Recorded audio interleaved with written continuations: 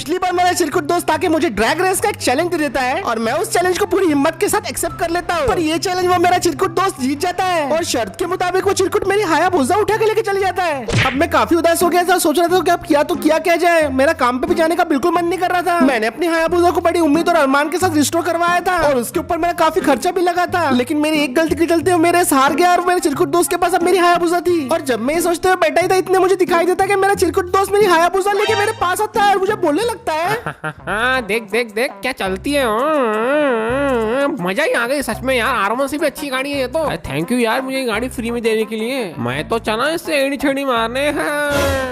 ये सब सुनने के बाद मुझे बहुत बुरा लग रहा था। वो मेरी बाइक से मेरे सामने शो ऑफ किए जा रहा था और फिर इतने में ही मेरे दो दोस्त मुझसे मिलने के लिए आ जाते हैं और उनमें से एक दोस्त मुझसे बोलने लगता है, ये भाई कब तक ऐसे उदास बैठेगा? एक बाइक गई तो दूसरी स्टोर करके फिर से बनवा लेना। अरे भाई तू कोई भी गाड़ी स्टोर कर सकता, तू टेंशन क्यों ले रहा? और तेरे पास अगर नई गाड़ी आ गई तो फिर से चिरकुट से रेस लगा लेना और फिर से हार जाना। ये बात सुन के मेरे सर का पारा ऊपर जाने लगा था। चल भाई शर्त लगाते हैं, अगली रेस यही जीतेगा। अरे ऐसा तो नहीं हो सकता। क्यों भाई? क्योंकि ये पहले से जाना हुआ है। अरे भाग भाई। उनकी ये बात सुन के मेरा दिमाग खराब हो गया था और मैं उनका पीछा करना शुरू कर देता। वो मुझे चिढ़ा के भाग रहे थे और मैं इतने आसानी से उन्हें नहीं छोड़ने वाला था। इन दोनों में से अगर एक भी मेरे हाथ में आता तो मैं उन्हें ऐसा सबक सिखाता कि अगली बार से मेरा मजाक उड़ाने का सोचते भी नहीं। पर काफी देर तक इनका पीछे करने के बाद आखिरकार वो मुझे चकमा देके भाग जाते हैं और फिर दूर खड़े होकर मुझसे बोलने लगते हैं, देखा भाई ये तो अपने से भी हार गया। हारू नाम रखेंगे इसका नाम, हारू हारू हारू हारू। भाग रहा हारू, भाग रहा हारू। अरे अरे अरे हारू भाना इधर।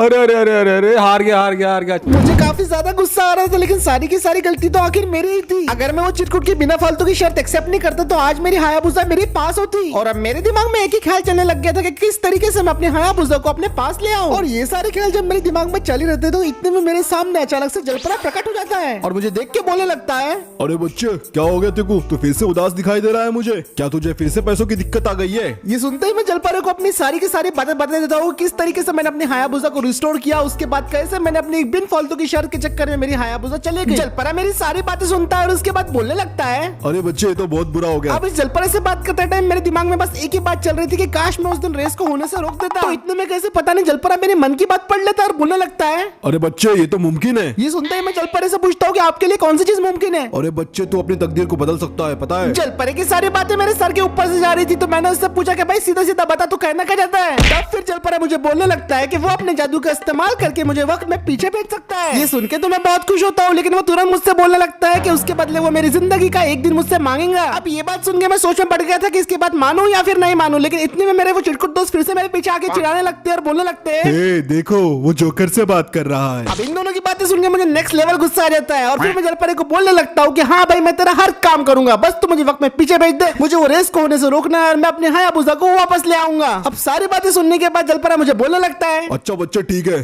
चल देख अभी तेरे मोबाइल में देखो एक एप्लीकेशन आएगा, उसको इंस्टॉल कर ले। फिर उस ऐप को ओपन करने के बाद तू उसमें टाइम डेट और लोकेशन डाल देना और तू वहाँ पे पहुंच जाएगा जहाँ पे तू चाहता है। और वापस आने के लिए भी देखो इतना ही करना पड़ेगा। और इतना कहने के बाद जलपरा मेरी आंखों के सामने से गायब हो जाता है। जलपरा काफी अजीब जानवर था, लेकिन उसने मेरी काफी बड़ी मदद कर दी थी। मैं बिना किसी देरी के अपने मोबाइल में जलपरे का दिया हुआ ऐप ओपन करता हूँ और उसके अंदर टाइम डेट और लोकेशन डाल देता हूँ। टाइम वो लगभग सुबह के 12:30 बजे के आसपास था और लोकेशन एयरपोर्ट की थी और एक दिन पहले की बात है ये। अब मैंने सारी इन्फॉर्मेशन को फिलअप कर दिया था और जैसे ही मैं एंटर के बटन पे क्लिक करता हूँ वहाँ पे अचानक से एक मैजिकल स्मोक आ जाता है। ये मैजिकल स्मोक मुझे पूरी तरीके से कवर कर लेता है और अब मुझे थोड़ा अजीब लगने लग गया था। मैं अपने आसपास से पूरे टाइम को गुजरते हुए महसूस कर रहा था। थोड़ी देर बाद ये स्मोक मुझे कहीं और ही टेलीपोर्ट कर देता है और उसके बाद मुझे अपनी आंखों के सामने कुछ भी नजर नहीं आ रहा था। ऐसा लग रहा था मैं किसी एक अजीब डायमेंशन में खींचे चले जा रहा हूँ और लगभग कुछ मिनट के बाद मुझे एक हल्का सा झटका लगता है और मैजिकल स्मोक मुझे उस जगह पे टेलीपोर्ट कर देता है जिस जगह पे मैं आना चाहता था। जैसे ही मैं अपने आसपास देखना शुरू कर देता हूँ मैं बुरी तरीके से शॉक हो जाता हूँ। मैंने फाइनली टाइम ट्रेवल कर लिया था और मैं एक दिन पीछे टाइम में आ गया था और थोड़ी ही दूर मुझे अपने पास का वर्जन भी दिखाई देता है जो रेस की तैयारी कर रहा था दोस्तों के साथ मिलके। पर ये हायाबुसा R1 की रेस में किसी भी हालत में होने नहीं दे सकता था, तो मैं फटाफट उन लोगों की तरफ दौड़ना शुरू कर देता हूँ और एक बिलबोर्ड के पीछे जाके छुप जाता हूँ। अब ये लोगों के सामने मैं डायरेक्ट जाके रेस नहीं रोक सकता था क्योंकि ये लोग अगर मुझे देख लेते तो एक बहुत बड़ी गड़बड़ हो सकती थी। क्या पता मेरे पास का वर्जन और अगर मैं एक दूसरे के आमने सामने आ गए तो दुनिया ही तबाह हो जाए। तो इसलिए मैं सोच रहा था कि उनके पास जाए बिना मैं रेस को कैसे रोकूं। मैं अपने साथ कोई गन भी नहीं लेके आया था, वरना मैं इन दोनों गाड़ियों के टायर्स पंचर कर देता ताकि रेस रोक सकूं। काफी सोच विचार करने के बाद मेरे दिमाग में एक प्लान आता है। मैं फटाफट अपना फोन लेता हूँ और पुलिस का नंबर डायल कर देता हूँ और पुलिस वालों को बोलने लगता हूँ, हेलो इंस्पेक्टर साहब, एयरपोर्ट पे कुछ लोग इलीगली रेस कर रहे हैं, आप उन्हें आके रोकिए, ये लोग काफी आगे माहौल खराब कर रहे हैं, साले छपरी बाइकर्स।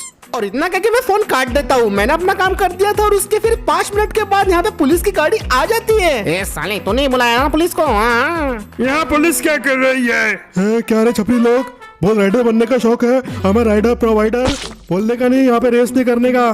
चलो चुपचाप से अपने बाइक लेके यहाँ से निकलो, वरना सारे बाइक अंडर करता मैं। चलो चलो चलो निकलो। और ये था मेरा मस्त प्लान। अब ना ही रेस होंगी, ना ही मैं हायाबुसा हारूंगा और ना ही लोग मेरा मजाक उड़ाएंगे। और अगली बार से अगर मुझे रेस करनी भी होंगी तो मैं हायाबुसा को और भी ज्यादा मॉडिफाई करके चिरकुट को हरा दूंगा। यार एक काम करते, रेस को किसी दिन के लिए पोस्टपोन कर देते, बाद में कभी कर लेंगे। हाँ यार, बिन फालतू का पुलिस का लफड़ा भी नहीं चाहिए। तुझे तो मैं बता के रहूंगा मैं भी क्या चीज हूँ। चलो घर चलते हैं, मुझे भूख लगी है। अरे हाँ, मैंने भी दूध और बिस्कुट नहीं खाया। और ये सब होने के बाद ये सारे के सारे बाइक पे बैठ के अपने घर की तरफ रवाना हो जाते हैं। और मेरा मिशन सक्सेसफुल हो गया था। अब ना कोई रेस होंगी और ना ही मेरे हायाबुसा में हारूंगा और ना ही मुझे कोई चिढ़ाएगा। लेकिन अब मेरे जाने का भी टाइम आ चुका था इस जगह से। मैं वापस से जलपरी के दिए गए ऐप को ओपन करता हूँ और उसमें अपना ओरिजिनल टाइम और डेट ऐड कर देता हूँ और लोकेशन भी डाल देता हूँ जहाँ पे मैं पहले था। फिर मैं एंटर पे क्लिक करता हूँ और उसके बाद फिर से मैजिकल स्मोक आ जाता है और मुझे अपनी ओरिजिनल टाइमलाइन में टेलीपोर्ट कर देता है। और अब मैं फिर से अपने ओरिजिनल वक्त में आ गया था। बस फर्क इतना था कि मेरे पास फिर से मेरी हायाबुसा थी। वापस आने के बाद मैं फिर से काफी ज्यादा एक्साइटेड था अपनी हायाबुसा को चलाने के लिए। तो मैं फटाफट भागता हूँ और निकल पड़ता हूँ अपने घर की तरफ। लगभग आधे घंटे के बाद मैं अपने घर पे पहुंच जाता हूँ। जैसे ही मैं अपने घर की तरफ पहुंचता हूँ वहाँ का माहौल मुझे कुछ अजीब लग रहा था। मेरे घर के सामने काफी भीड़ जमा हुई थी। एक फ्यूनरल वैन खड़ी थी और तरह तरह के रोने की आवाजें आ रही थी। मुझे नहीं समझ में आ रहा था कि यहाँ पे क्या हो गया था। अब मैं थोड़ा बहुत घबरा गया था, लेकिन मैं जैसे तैसे हिम्मत करके आगे देखता हूँ और फिर मुझे वो बात मालूम पड़ती है जिससे मेरे होश उड़ जाते हैं। अब मुझे पता चल गया था कि सारे के सारे लोग फ्यूनरल को अटेंड करने आए थे, क्योंकि मेरे घर में कॉफिन रखा हुआ था। और ये देख के मैं बहुत बुरी तरीके से घबरा जाता हूँ।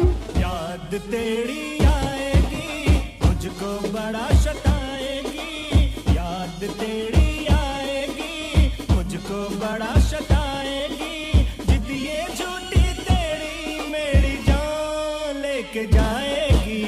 याद तेरी आएगी, मुझको बड़ा सताएगी। अब ये सब देखने के बाद मैं पूरी तरीके से घबरा गया था। मुझे लगा भाई मेरे फैमिली का मेंबर कोई चला गया होगा। मैं सभी लोगों को धक्का मारते हुए कॉफिन की तरफ पहुंचता हूँ, लेकिन वो लोग मुझे देख के एकदम से चौंक गए थे। मैं बाजू में खड़े अपने दोस्त से पूछता हूँ कि भाई क्या होगा, किसके साथ ऐसा हो गया, मेरी मॉम तो ठीक है ना?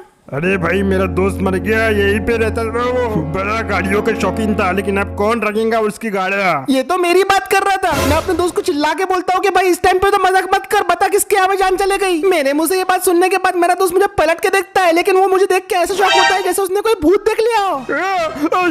भूत, ये जिंदा है, ये जिंदा है। मैं उससे बोलता हूँ भाई मैं तो जिंदा ही था, मुझे क्या हो गया? पर उसके इतना बोलते हैं सारे लोग मुझे घूरने लगते हैं। जितने भी लोग वहाँ पे फ्यूनरल में थे वो सारे के सारे मुझे चौकन्ने होकर देखने लगते हैं और उनमें से एक बूढ़े पादरी बोलने लगते हैं, वो देखो उसकी भटकती हुई आत्मा। एक्सीडेंट में मरे हुए के साथ ऐसा ही होता है। वो आत्मा उसकी लाश लेने आई है, लेकिन हम उसे ले जाने नहीं देंगे। इस शैतान को पकड़ो। ये सुनने के बाद मैं काफी घबरा गया था, क्योंकि मैं तो भाई अच्छे खासा जिंदा हूँ और ये लोग मुझे भूत बोल रहे थे। मैं उन्हें समझाने की कोशिश करता हूँ कि भाई देखो मैं अच्छे खासा जिंदा हूँ, लेकिन वो लोग मेरी तरफ ऐसे अजीब नजरों से देख रहे थे। तुझे पाताल में जाना होगा। मैं उन्हें समझाने की कोशिश करता हूँ, लेकिन वो लोग मेरी बात नहीं समझ रहे थे, तो मैं वहाँ से भागना शुरू कर देता हूँ। और फिर उसके बाद मेरे सारे दोस्त, रिश्तेदार और जितने भी जान पहचान के थे वो मेरा पीछा शुरू कर देते हैं और मैं उनसे अपनी जान बचा के भाग रहा था। पहले तो मुझे एक बात समझ में नहीं आ रही थी कि ये लोग मुझे मरा हुआ की घोषित कर दिए, जबकि मैं यहाँ पे अच्छा खासा जिंदा हूँ। पर मेरे पास अभी ये सोचने का टाइम नहीं था। सबसे पहले तो मुझे इन लोगों से अपनी जान बचानी थी। अभी शहर की गलियों में भागम भाग चल रही थी। इन लोगों ने मुझे सुपरमार्केट से लेके गलियों तक फॉलो किया और आधे घंटे तक लगभग ऐसी भागम भाग चलती रही। अरे बचाओ भाई, मैं कोई भूत नहीं हूँ। रुक जा, छोड़ेंगे नहीं।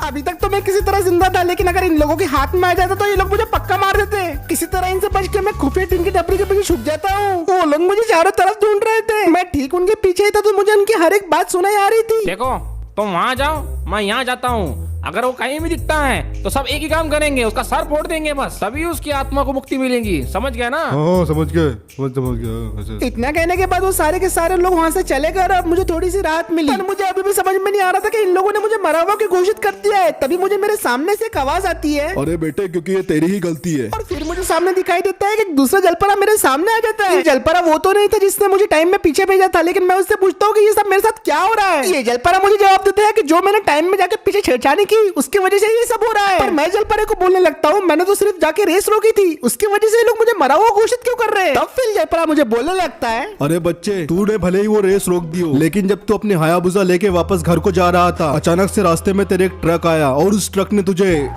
उड़ा दिया। तेरी हायाबुसा और तू जगह पे खत्म हो गए। अगर तू वो रेस होने देता तो तेरा ये हाल नहीं होता। तेरी हायाबुसा भले ही चले जाती पर तू जिंदा तो रहता। मैं जलपरे को बोलता हूँ भाई मैं तो जिंदा हूँ, मेरे साथ तो कुछ भी नहीं हुआ, पर मेरी ये बात का जलपरे बहुत भयंकर जवाब देता है। वक्त को अपना असर दिखाने में टाइम लगता है बच्चे। 24 घंटे के अंदर तू भी इस टाइमलाइन से पूरी तरीके से इरेज और गायब हो जाएगा। ये सुन के मेरी फट के हाथ में आ जाती है। 24 घंटे के बाद भी मेरा कोई वजूद ही नहीं रहने वाला इस दुनिया में। मैं जलपरे से गिड़गिड़ाने लगता हूँ कि मुझे फिर से टाइम में वापस भेज दो, प्लीज मुझे टाइम में वापस भेज दो भाई, मैं अपना सब कुछ ठीक करके आ जाऊंगा। इतना सुनने के बाद ये वाला जलपरा मुझे बोलता है मैं तेरी मदद तो कर दूंगा पर बाद में तुझे मेरी कुछ शर्तें माननी पड़ेंगी। मैं इसकी सारी शर्तें मानने के लिए तैयार हो जाता हूँ और उसके बाद ये जलपरा भी मुझे पहले के जैसे एक ऐप देता है और इंस्ट्रक्शन सारे दे देता है और फिर वो मेरी आंखों के सामने से गायब हो जाता है। अब मुझे समझ में नहीं आ रहा था कि मुझे फिर से करना चाहिए कि नहीं करना चाहिए, लेकिन अब मेरे पास कोई चॉइस नहीं थी क्योंकि 24 घंटे के बाद मैं गायब हो जाऊंगा इस दुनिया से। मैं फटाफट से जलपरे के वो टाइम ट्रेवल वाले ऐप के अंदर टाइम, लोकेशन और डेट सेट कर देता हूँ और उसके बाद एंटर पे क्लिक कर देता हूँ। एंटर के बटन पे क्लिक करते ही मैं टेलीपोर्ट हो जाता हूँ और फटाक से फिर से मैं एयरपोर्ट पे एक बार पहुंच गया था मैजिक से। एयरपोर्ट पे पहुंचते ही मुझे दिखाई देता है कि रेस शुरू होने वाली है, पर साथ ही साथ मुझे यहाँ पे वो वाला फ्रैंकलिन भी दिखाई देता है जो इस रेस को रोकने के लिए आया था। अब इससे पहले कि वो पुलिस को कॉल लगा देता और इस रेस को रोक देता, मैं फटाफट भागते हुए इसके पास पहुंचता हूँ और उसके पास जैसे मैं जाता हूँ वो मुझे देख के घबरा जाता है। मैं उसे बोलता हूँ कि भाई हमें ये रेस को होने देना है, किसी भी कीमत पे रेस होनी चाहिए, पर वो मुझ पे भरोसा नहीं करता और बोलने लगता है मैं कैसे मान लूं कि तुम मेरा ही रूप हो? साबित करो, तुम कोई बेरूबी भी हो सकते हो। मैं अपने सारे से सारे डार्क सीक्रेट उसके सामने खोलने लगता हूँ और फिर वो आधे में बोल देता है अरे हाँ बस बस बस बस, मैं वो समझ में आ गया कि तुम मैं ही छू भाई, अब मत बताओ इतना।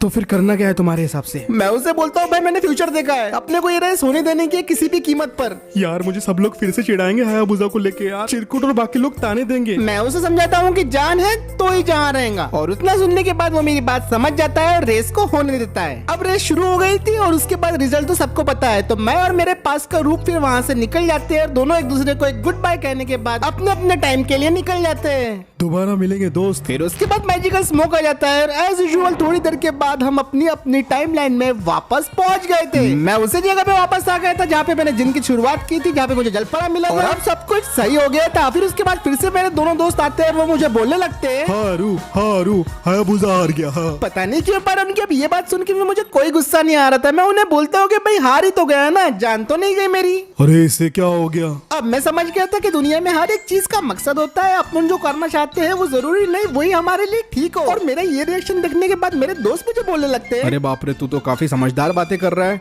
चल ठीक है, अगली रेस जीत जाएगा शायद। अरे भाई यार तू तो बहुत अच्छा इंसान है यार, सॉरी मैंने तेरा मजाक उड़ाया, अगली रेस तू ही जीत इन जाएगा। लोगों की बातें सुन के मुझे अच्छा लग रहा था और अब मेरा मूड भी काफी ठीक हो गया था। मैं उन दोनों को गुड बाय बोलता हूँ और वहाँ से निकल जाता हूँ। मानता हूँ आज मेरे पास हायाबुसा नहीं है मेरी, लेकिन मुझ में इतनी ताकत तो जरूर है कि मैं हायाबुसा या उससे अच्छी 10 बाइक जरूर बना सकूंगा। तो आज का वीडियो दोस्तों यही खत्म करते हैं। अगर आपको वीडियो पसंद आया तो वीडियो को लाइक करो, शेयर करो, चैनल को पहली बार देख रहे हो दोस्तों सब्सक्राइब करो और मैं आपसे मिलता हूँ अगले वीडियो में।